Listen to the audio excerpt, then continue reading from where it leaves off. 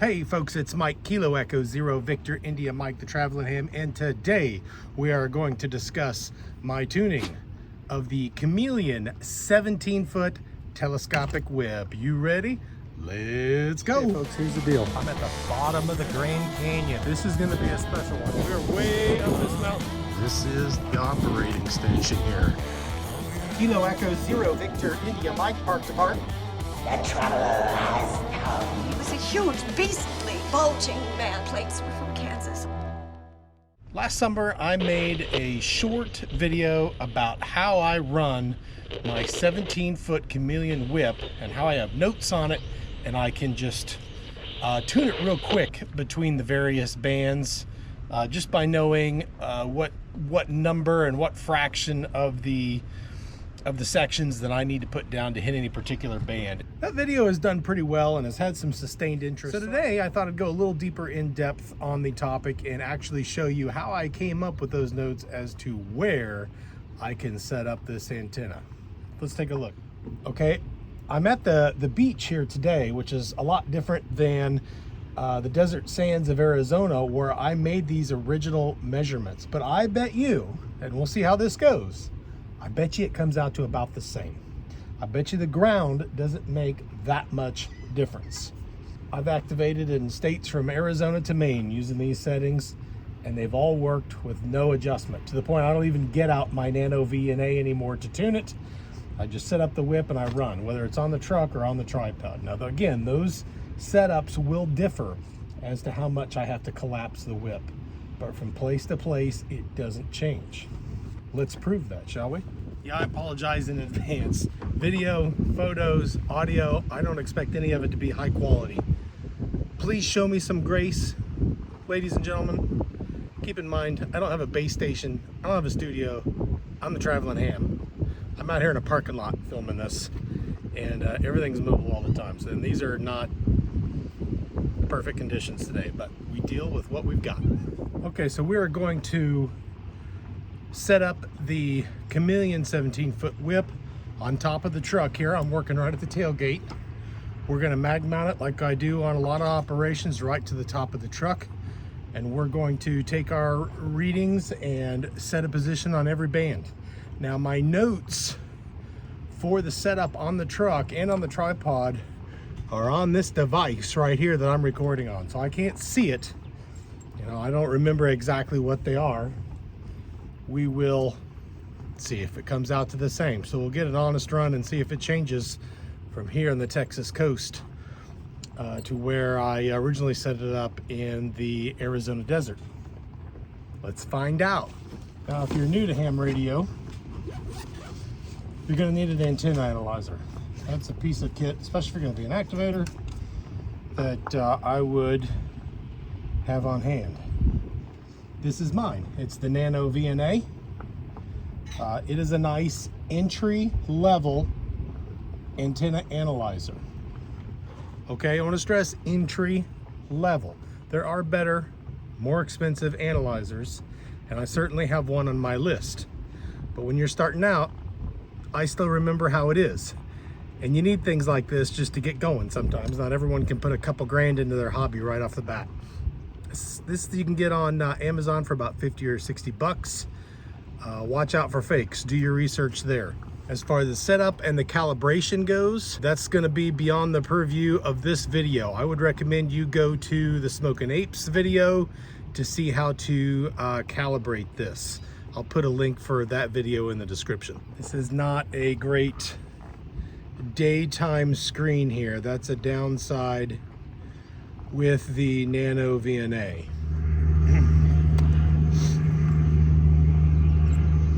All right, hook up the antenna, see what we get.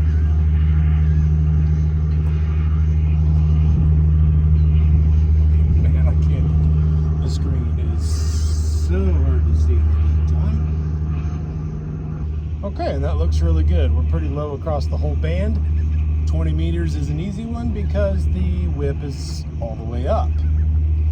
Zoom out a bit here. Okay, so I don't think there's any way you see that. I'll try this on both cameras. Yeah, so I got a dip about 14,560. I'll take this camera, I'll go take a screenshot so we can show it that way. But if I put it in the middle of the 20 meter band, I can see I'm getting a 1.5 to 1 SWR. That's pretty good over there. It's so hard to see on the screen. 1.6 at the low end if I'm doing CW, and 1.4 at the high end where I'm normally running Parks on the Air activation at 14,300 plus. Okay, so I know to get to 15 meters, I need to go down about 3 sections. We'll do 17 meters first. So I'll try, I know 15 is 3 and a fraction. So I'm gonna try 2 full sections on 17. We'll see where that gets us. 2 sections folded in, we'll go check the SWR.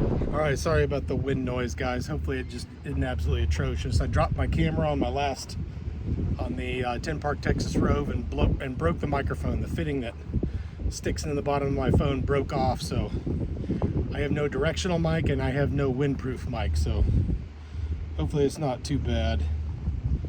I can tell from changing it there that the bottom looks like it's right around 18 megahertz. So I'm going to zoom in on this on 18 megahertz. I'm going to recalibrate the machine and save a new setting for 17 megahertz, and we'll see where we're at then. Okay, so on 17 meters, collapsing down 2 sections of the whip, got me resident at 18.060. So I'm wanting to be just a little bit shorter on 17 meters. So that'll move me up in frequency on the resonant frequency. So that's what I want to do. I want to try shortening it just a bit and seeing if I can zero this in. I'm going to play with it now. We'll move it down a quarter section and see how that does. All right. Half section, quarter section. Okay, we're trying 2 1/4. Okay, so we shifted a little bit. We were at 18.060. Now it's on 18.760. So that was a little bit too much of an adjustment, you know, but I'm shooting for the closest 1/8 of a section. That's what I'm wanting to do. So 2 sections down was not enough. 2 1/2 was too much. I'm sorry, 2 1/4 was too much. So now we'll try 2 1/8. So I'll divide it in half again, divide it in half again. See what that does. Okay, get it back to, okay, that's 2. It's 2 1/2, here's 2 1/4. So I'm gonna go 2 1/8 right there. Slide it down till my thumb's down to the collapse sections there. We'll try that one. Okay, that 2 1/8 still has me a little high. It's just a little high, and 2 sections was just a little low, but it was right there in the CW portion of the band. So I'm going to double check the band edges. I'll get my binder and I'll double check the band edges on 17 meters. I think 2 sections is going to be where I'm going to want to be. All right, so I've got my handy little chart here in my binder. I see that 17 meters, the bottom edge of CW is 18.068, and I was saying that 2 sections was right at 18.06. And the upper end of voice is at 18.168. We were above that, up at 18.200 with 2 1/8 sections. So 2 sections right on the nose is where I'm measuring on my truck right now. We'll compare that with what's in the chart here a little bit later. Okay, so I think for recording purposes, I'll demonstrate one more band here. We'll do 15 meters on the antenna and film that, and then I won't worry about filming 12 or 10. I think you get the point. We'll get it set up for 15 here, look at that, and then we'll look at the overall results when we're done with this one and see how it compares with what we did before 3 years ago now in the Arizona desert. Okay, so I know from memory that 15 meters was 3 and a fraction sections. I'm not sure where exactly that is. but just for expediency's sake, I'm going to start at 3.5 sections, and we'll see where we need to adjust from there. Okay, so that's 2, there's 3, right there is 3 and 1/2 sections. Let's see how that looks. Okay, now I got to reset up the Nano VNA for the SWR settings.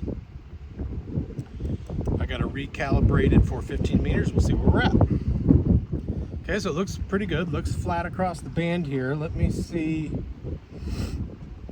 I have to zoom out to get a good picture of the arc itself, of the full parabola. Okay, so the bottom of my curve is around 21.840. All right, so that means my frequency is too high, my whip is too short.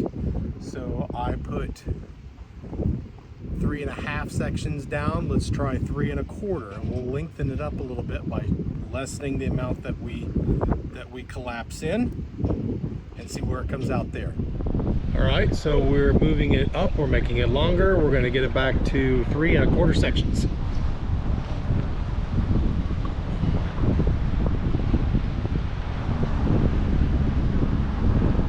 Okay, that should drop our resonant frequency. Let's see how we did.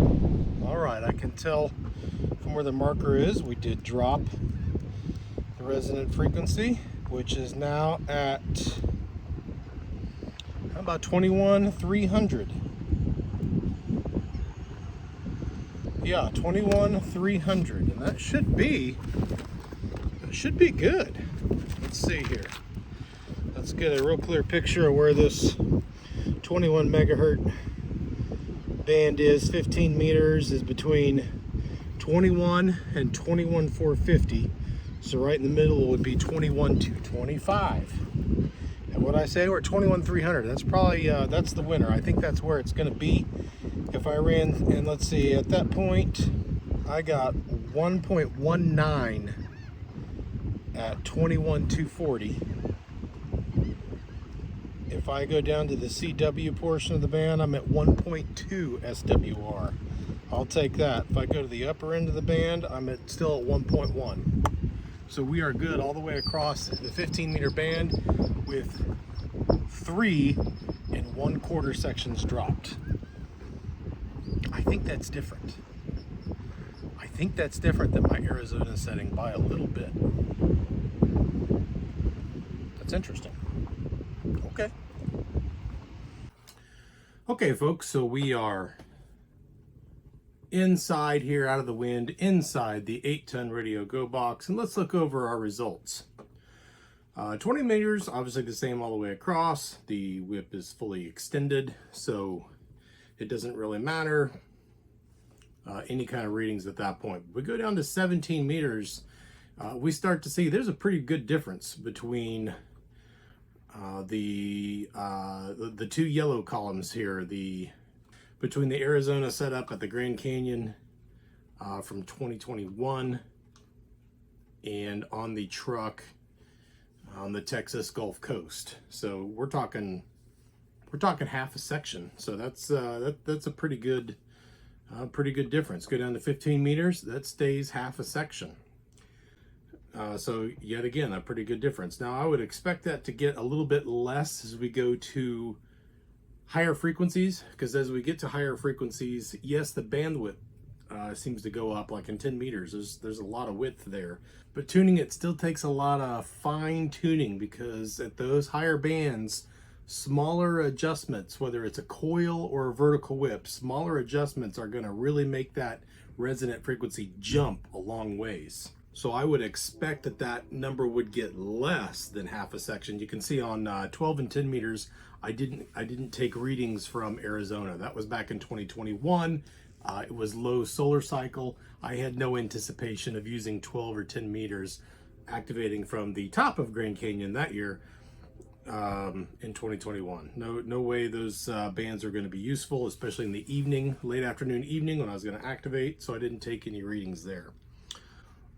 Okay, so obviously this turned out differently than what I anticipated. Why is that?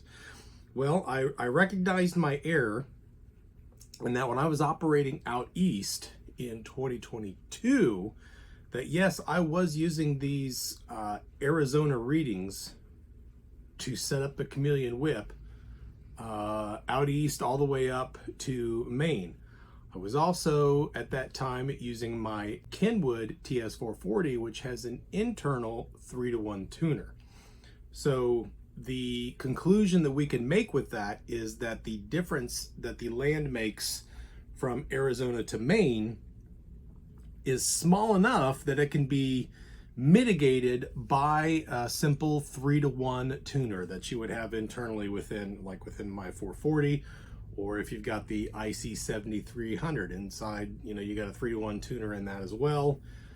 That's going to be enough to negate any differences in your SWR readings, let's say across most of the country. Now, when we get to coastal areas, I think that's going to make a bigger difference. Where I got sand beneath my feet, I got salt water beneath my feet, I got salt water on both sides of my location.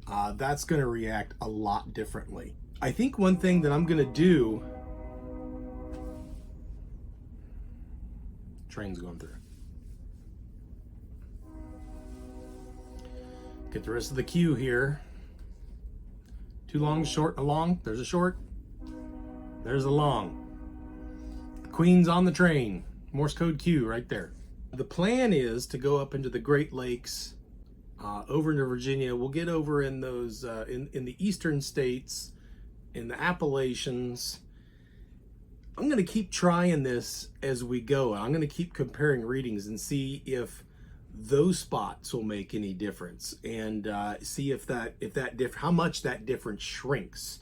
If on 17 meters I want 2.5 sections collapsed in Arizona, how much different is it in parts of Michigan that aren't right by a large saltwater body, or in Virginia, or anywhere in between, Ohio, Kentucky, Tennessee, any of those places? Is it going to make a difference from my readings in Arizona? Yeah, next to the coast, okay, so it does. What about the others? And we'll see if that's where it goes. I'll be interesting to see how that plays out. So we'll continue this experiment as we travel east later in this year. And I still hold, I think that those readings will be close enough that we can find, maybe we'll see this narrow little range, to get in 15 meters. Okay, it's 3 3/4 on the truck in Arizona. Well, maybe it's just a hair shorter. Maybe that would be 3 5/8 out east, or 3 1/2. And if I set it at 3 5/8, that'll be good enough to cover me across all soils that I would see in the country, except for coastal areas or by any large saltwater body. Could that one setting cover all those areas? With a radio like my FT891 that does not have a tuner, can I run it without a tuner and still get acceptable SWR at all other places in the country? That'll be interesting to see, and we'll continue that. The other thing we can look at here is the difference between being on the truck and on the tripod. So let's take 15 meters for example. The difference is between 3 5/8 collapsed and 3 6/8 collapsed. To make the math easier, it's just 1/8 of a section, and it would be the same at 17 meters. So at 12 and 10, I expect that to shrink up at those higher frequencies. So it may even go to 0. It might be less than 1/8 of a section, and there's no difference between being magneted to the top of the truck or on the tripod on the ground. As we do this in the future, I'll take readings on both again, just to kind of fill that out, and we'll see. We'll make this little experiment here in 2024 and see how that works. Do you need to change the length of your antenna from place to place across the country, as long as you're not by a body of salt water? So that's my process, guys, for setting up the Chameleon 17-foot vertical whip. As you can tell, I don't use any tape measures. I don't want an extra thing to have to take with me out into the field. this is how I do it, by just measuring it at 1/8 sections that I fold in. And we'll see as I go across the country if that needs to change from spot to spot, or if I can get one group of settings that will serve me from coast to coast. This is Kilo Echo Zero Victor India Mike, the Travelin' Ham, signing off. 7-3. Hey folks, it's Mike the Travelin' Ham, and you can now support this channel by going to buymeacoffee.com, and you can buy a gallon of diesel. So check me out over at buymeacoffee.com. I'll have a link down in the description. Okay, folks, here's the deal. I'm at the bottom of the Grand Canyon. This is going to be a special one. We're way up this mountain. This is the operating station here. Kilo Echo Zero Victor India Mike, Park to Park. The traveler has come. He was a huge, beastly, bulging man. Plates were from Kansas.